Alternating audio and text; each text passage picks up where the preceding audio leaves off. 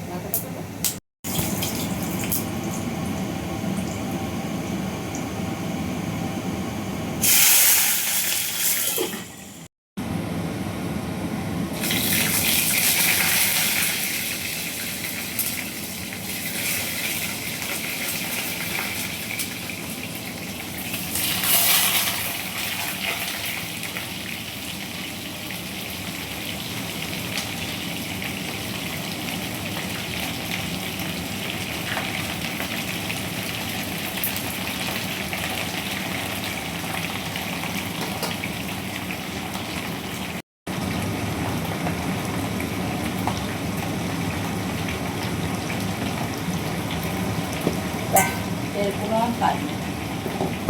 এবার কি করতে হবে? এবার গ্যাস কমিয়ে কমিয়ে হ্যাঁ, এটাকে পুরো ভাজতে হবে তেলে। এর আর কোনো কাজ নেই।